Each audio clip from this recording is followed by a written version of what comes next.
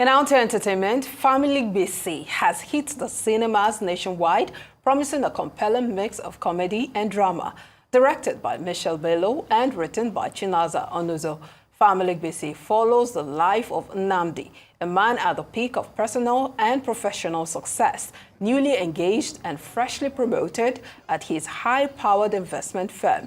However, his carefully crafted plans begin to unravel when his mentor presents him with an unexpected moral dilemma. Now, Nnamdi must weigh his career against his loyalty, facing difficult choices that could disrupt his life and relationships.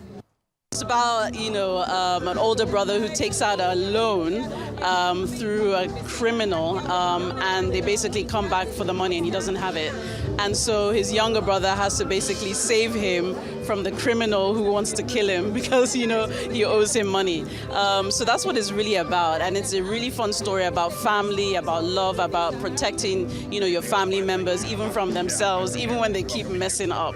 And we have romance in there as well. We have comedy, we have action. So yeah, we have a whole mixture in this film. It's a movie about two brothers. One who is a bit of an irresponsible brother who puts the family in trouble, and his other brother must deal with an ethical problem of trying to save the family. So it's a fun family drama, but it's also one that we think that the audience will enjoy. And if it plays through Christmas, who will say no? Who will say no, don't play? But yeah, so it's a film that we're excited about, and we can't wait for the audience to see it. The film represents like three different types of families: the regular nuclear family, the family that adopts you, the family that you choose, being your friends, and then the family that you make in the office as well, which is actually 4 different families.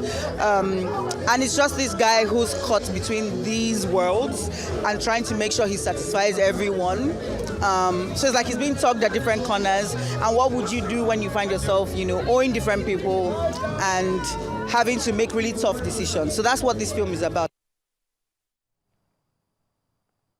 For a chat around the latest Nollywood flick titled Family Gbese and a discussion about the growth phenomenon of Nollywood on the global scene, we are now joined by the Nigerian screen and stage actor Uzor Arukwe. Uzor, it's good to have you with us. Thank you very much. Okay, so let's start with you. You said your father didn't know you were an actor, and how did that happen?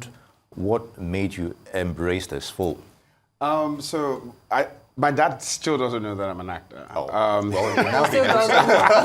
Now he knows. Now he does. So that happened, and it's just been a big dilemma for me, having to convince him that this is what I've been called to do, this is what I've chosen to do. I'm well-bred, well-studied, and he doesn't understand the fact that I would have all of that experience because I worked 10 years in corporate, and then this is what I choose to do. But here we are, and it's paying my bills, and I'm really grateful to God that I'm doing this. Yeah, this narrative, I thought it had changed because I know there was a time when it was really like a taboo for you to go into entertainment, music, whatever it is, as long as you're not a doctor, you're not a lawyer, you're not doing all of those things that our parents considered serious. Yeah. I thought that had changed. But you saying now that till now your dad is still not in tandem with what you're doing. Yeah, well, my father is 85, and so he's like, that generation, I just feel like they don't understand that there is a place for storytelling, or you can even become a professional actor, Even, to him, even mass communication or broadcasting could be, said to be a menial job, quote and unquote.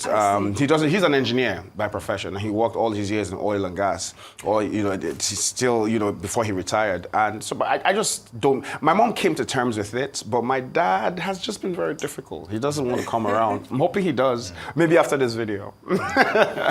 Sometimes it's always good to follow your heart regarding talent. Yes, so let's talk about technology contributing to the current rise of Nollywood. We're talking about. If you compare like 10, 15 years ago.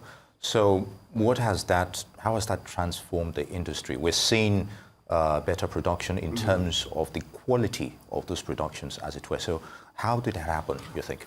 So with technology, cameras, lights, microphones, everything changes. It gets better over time. Back in the day, it used to be VHR, tapes and all of that, but now we use memory cards and stuff like that. Then I remember when we used to talk about color bars. Now we don't really talk about color bars so much, So technology has really played a large, role in getting to make movie making or storytelling better. Because the better the technology, the better the storytelling. It's easier for us. We have, body cams now, we have GoPros, we have all sorts of things that just make filming easier, And yeah, it's, you have body mics, you have, boom mics, noise cancellation mics and all of those things that just make filming better, especially in our terrain where we have a lot of factors that fight against a good production, traffic, all sorts of things, trying to make sure that you guys don't have a good production. But with technology, especially in our climate, it helps to make our work easier. And, but has it also impacted expectations from the viewing public as well? Yes. Oh, yes. So I feel like some of us, some in Nigeria here, we're not exposed to some technology, some level of technology. And I feel like because a lot of Nigerians see what is obtainable in Hollywood, they expect that Nigerians are able to replicate that. Now, it's a process. It's an evolving market, like I always like to say. Our industry is evolving, it's getting better and better. Our stories are getting evolving and all of that. So they should give us some time. As much as, yes, the technology is getting better, our storytelling, abilities also are getting better. So, yeah. So I imagine that all of this technology, AI, and all of that are capital intensive. Oh, yes, they are. Does the end justify the means? Are actors getting more pay now? Oh, just stop it. At least that should encourage that. You have to go there. I mean, are actors getting, I would say to a reasonable extent. Yes, because the likes of the streaming platforms are here. So Netflix, Amazon, and all of those people, Showmax and all those guys are here now. So it's a little bit more competitive, as regards remuneration and everything like that. So it's not where we want it to be. I know that a lot of my colleagues or some of my colleagues have started talking about back end and all of those things, royalties, not royalties, but back end, mostly more of back end. So it's getting better. I would say generally that it's a good time to be an actor, and with a market like ours, it evolves. So sometimes, at the point, it was the producers and the marketers that were in charge. And then now, because of a lot of distribution channels that are available now, actors are smiling a little bit more. And then, there's YouTube, which is also a market on its own. There's a lot of YouTube films being churned out. So, yes, it's not a bad time to be an actor. I'm grateful to God, but I think it can be better. Good. So, tell us more about the Family Gbese by Ink Block Production. How did you come by it? So Family Gbese, when I got the material, the script, and I read it, I was super excited because it's a family-oriented film. It's a film that touches on the core of family. A little bit of black tax, you know what I mean? And I just wanted to tell that sort of story, and Ink Blot is like family. So I'd done Blood Covenant with them, and I think I'd worked with them at some point again. But then when this came and I got the role, I auditioned for it and I got the role. I was super excited because I was getting to play alongside the great Michael Uzoronye, Lillian Afigba. I always mispronounce her, sorry. But Lillian Afigba was on it, Michelle Bello directed it, Teniola Ladese was on it as well, Genevieve Ume was on it. So having to play with these great actors was, not just the material, but having to spar with them it was really soothing for me.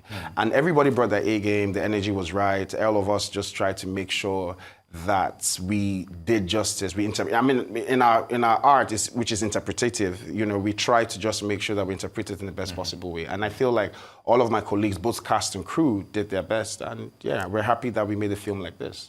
Ink Blood Production, as you said, is not, you're not working with them for the first time. It's a family.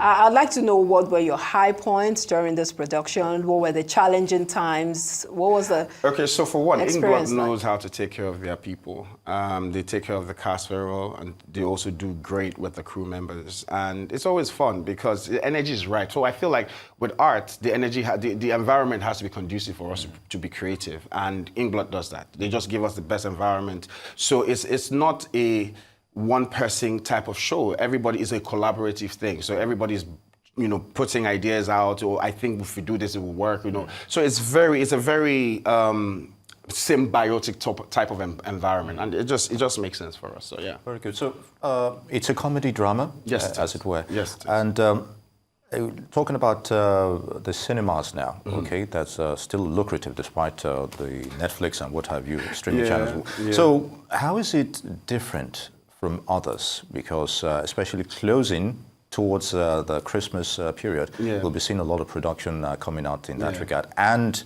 will cinema goers get value for money? Oh yes, absolutely.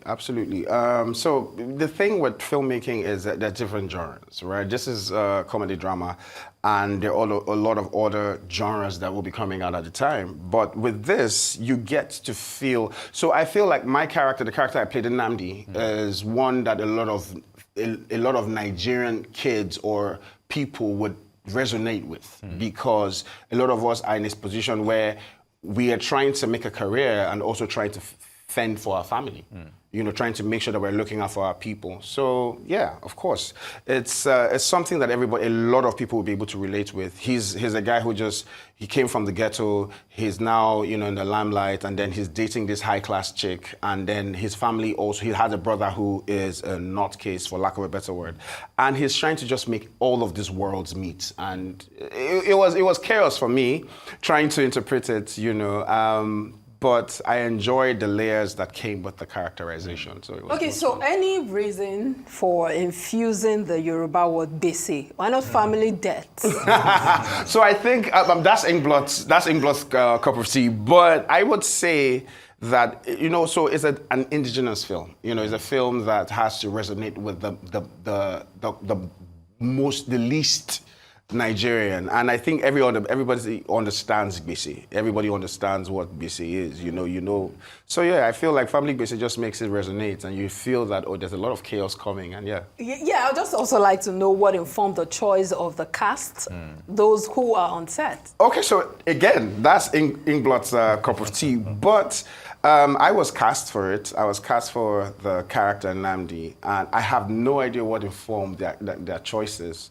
But I was glad that they chose me. I was glad that they hired me. I was glad that they hired Mike Ezroni. I'm glad that they hired Sandro Konzwa, Lilian Afegbai, Teniola. So everybody who they brought on board were actors who understand the craft, who are very passionate about their craft, who take their work very seriously, who are very professional about their work. And I enjoyed sparring with them. Yeah. All right, from the clips we're looking at, looks like it's something people should look towards to. They should. Uzor Arukwe, actor, model, would like to thank you for your thoughts on Family Gbese, and we wish you all the best. Thank you.